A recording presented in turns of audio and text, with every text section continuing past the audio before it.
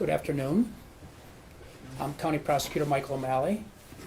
With me is Councilman Kerry McCormick, 2nd District Commander Tom Stocco, and we're just here today to let this community know that there has been arrests in the rash of carjackings that have occurred on the near west side and one in the city of Lakewood over the last several weeks.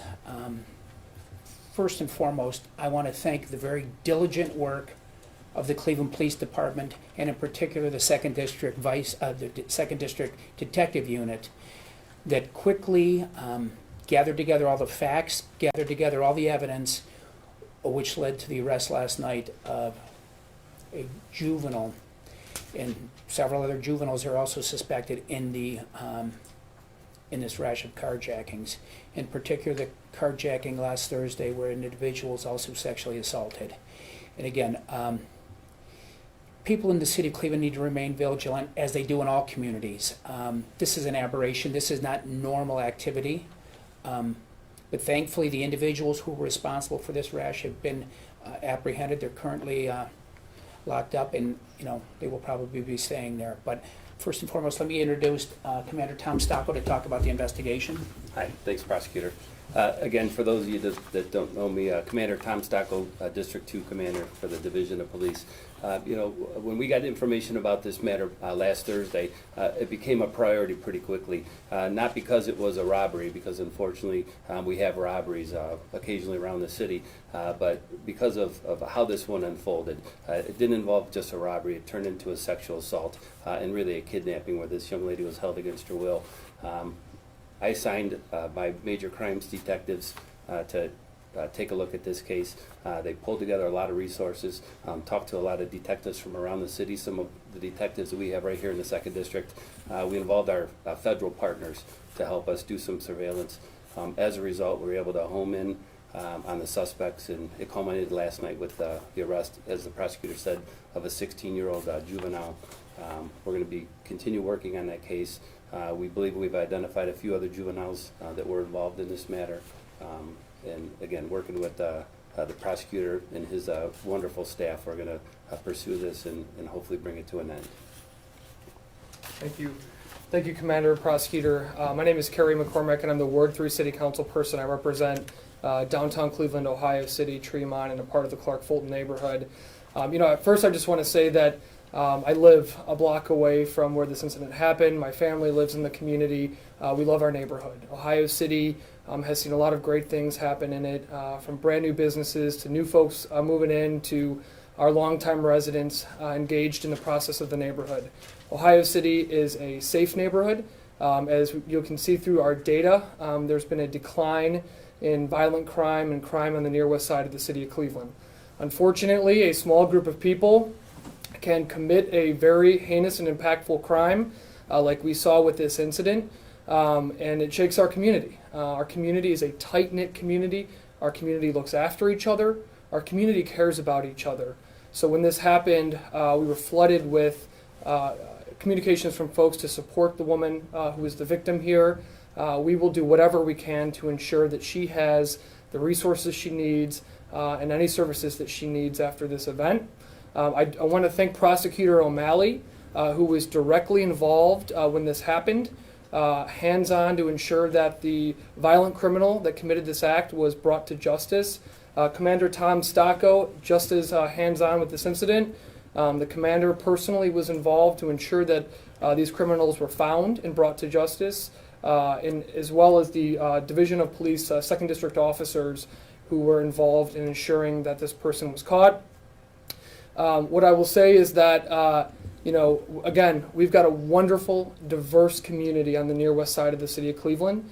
And my message is, if you come into our community and you commit a heinous crime like this, we will use every single resource possible to ensure that you're apprehended and brought to justice.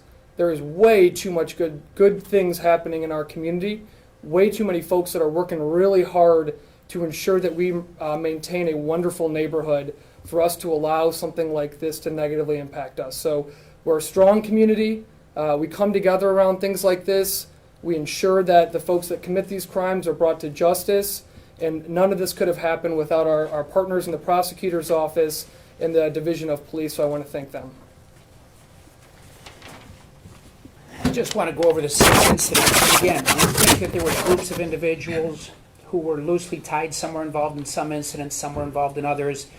But what we're looking at is an incident from November 21st at West 32nd and Church, and another incident on November 21st in the vicinity of West 56 in Tillman, an incident November 29th, which was a incident on Fulton Road near Mamocha Restaurant, another incident on November 29th in Tremont in the vicinity of Jefferson and West 6, also an incident on November 29th in the city of Lakewood.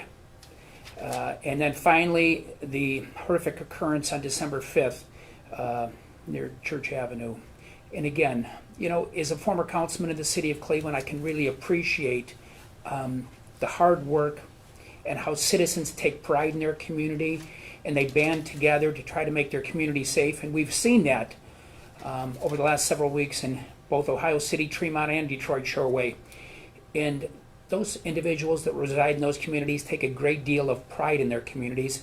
They're thriving communities within the city of Cleveland. They're growing, and quite frankly, as the councilman has indicated, they are very safe. And it's unfortunate when an incident like this occurs or a string of incidents occurs, and it's why it's so critical that the neighbors band together, work together, watch out for each other. And my message is to the citizens of all communities, you always have to remain vigilant. You always have to look around. You always have to look at your surroundings, no matter what city you live in. And again, I just want to personally thank the hardworking members of the Cleveland Police Department who quickly brought this situation under control and made those critical arrests from last night. But the investigation does continue. And again, to individuals who are choosing to use guns and carjack individuals, because 5 of these 6 incidents were carjackings, we will track you down and we are going to hold you accountable. There's nothing that upsets me more than when somebody gets a gun placed in their face or a gun placed to the side of their head and they're removed from their vehicles and their vehicles are stolen. Those people will forever be changed by the incident that had occurred to them. And I just want to let individuals know that we take those situations very, very seriously, and those individuals will be held accountable. Thank you. Especially, what was the motive? I mean, it's stealing these cars for joyrides, or are they selling them, stripping them?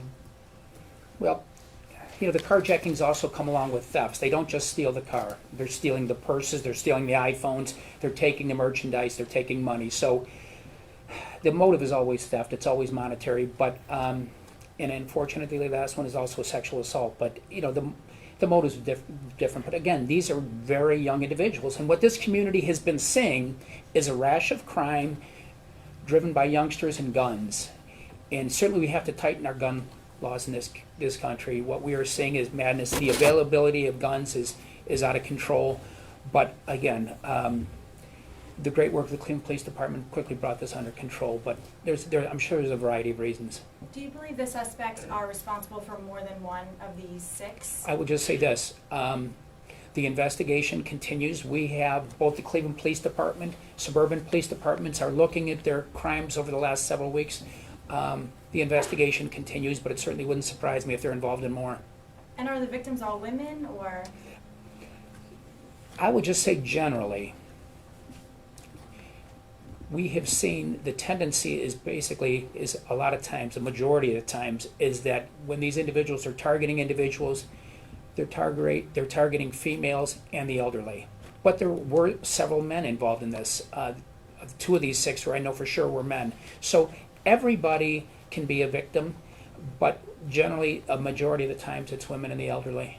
So the 16-year-old you arrested, that's for all 6? He's involved in a majority of them. But the players were interchanged, Okay. as we often see. How big does this ring appear to be? Well, you know, it's still under invest. Was there an escalation of violence kind of as these went along? I would say that is generally, you know what, we have a video, and I think they may play it for you, where we see, you know, the unusual thing is, one of the carjackings, the one on Fulton, the individuals, which is what I would recommend to all people, they cooperated with the robbers, and you know what, He threw his keys to the robbers, and he wasn't harmed. And my goal is that none of these crimes ever happen, but my suggestion and my recommendation is to the citizens of this community, hopefully we stamp this out and it never happens again. But if somebody does put a gun in your face or to the side of your head, cooperate. Give them what they want. Let law enforcement do their job, and we will work to apprehend them and hold them accountable. The group said gang affiliation, or they just? It's still under invest. Are the carjackings while sitting at a traffic light or coming, are there a car in front of them, or are they boxed? All different things. Oftentimes you'll see it when somebody's exiting their vehicle. Again, you gotta remain vigilant. I know about 3 or 4 weeks ago where I knew the victim's father. She was sitting in her car playing on her cell phone. So you have to remain vigilant. No matter what city you live in, you always have to remain vigilant. And if you're distracted by playing with your cell phone sitting in your car, it gives somebody the opportunity to creep up on you and do you harm. So I would just suggest you always remain vigilant, no matter what city you're in. Are these suspects from that area? I'll just say that they're affiliated with that area. Are all the suspects minors? No, there was one individual who was indicted today, who's 19 years old. Trayvon Whetstone. Trayvon Whetstone, who was indicted today in relation to the robbery from November 29th on Fulton. And how many suspects in total in custody? We actually have two in custody right now. Others that we believe we've identified, and we're tying up some loose ends. Right, but the individual who committed the sexual assault is in custody. He's under And arrest. that's Is the Whetstone in 16-year-old. custody? Whetstone, Yeah. yes. And do you think you'll charge these people as adults? Well, I can tell you this. We have a process over at the juvenile court. The 13-year-olds are too young, but certainly the 16-year-old who was responsible for the sexual assault and is responsible for a majority of these aggravated robberies, carjackings, and the sexual assault, I will say we will review his history, we'll review the nature of these crimes, and then a determination will be made whether there will be bindovers filed, but it's likely. You mentioned 13-year-olds. What are the age ranges? Is it a couple of 13s? 19, 16, a couple 13s. And again, Paul, this goes to the whole situation that we're seeing in this community where the age is continuing to drop. The juveniles will be handled, the 13-year-olds will be handled in juvenile court. But we continue to see this dropping in age of those who are committing violent crimes, and it's tragic. And we as a community need to look at what is causing this rash of violence amongst juveniles. I can tell you, because I've looked at it recently, in the period of 2017, 2018, we had 21 juveniles charged with homicide. It's those type of numbers that are staggering. And certainly we have to look at the availability of guns, but also what is causing these individuals to lash out and commit such violent crimes at such a young age. Was there a common MO for these crimes? Were they hitting during the day? Were they hitting at night? Were they hitting populated areas? Let's just say that most of these were committed in the evening hours. And again, they are looking when people, generally they're committed when people exit their vehicles or are going to their vehicles. So, you just always have to remain vigilant. When you park your car, look around, see if anybody's around, see if anybody's walking towards you. But generally they're when people are exiting their vehicles. Were they kind of casing the neighborhood, just looking for opportunities? I would say that's pretty accurate, yes. Their videos? Yes. Tyler's going to show you one from the, Macho restaurant. Turn off the overhead lights, maybe? this is one from November 29th on Fulton Road. Where's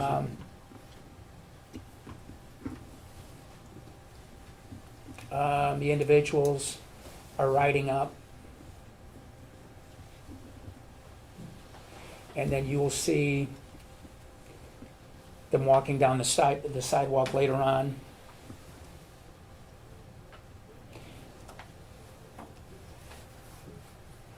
Waiting for an individual who just parked his car over here to come walking towards them. He was attempting to enter the restaurant where they quickly put a gun to him, and you will see him toss his keys. Right there, they went and grabbed his keys, and then they drove away in his car, but they pointed handguns at him, and he did the wise thing. He quickly turned his keys over, did not want to fight with them, and again, they drove away. And again, I think the lesson here is always cooperate. You don't want any harm to occur to you or your family members. Cooperate and let law enforcement do its job. Were all 6 of the incidents involving weapons? Yes, They were all robberies at minimum? all aggravated robberies at minimum. The last one was an aggravated robbery with a sexual assault. Is there more video? That's it. That's all we have at this time. Turn the lights back on? Did they find the car and stuff? The investigation's ongoing. So are all the 4 suspects, are they all working together? Are they in a gang, or are they collaborating with each other? I'd say they're affiliated. Okay, All right. thank you. Thanks everyone for coming.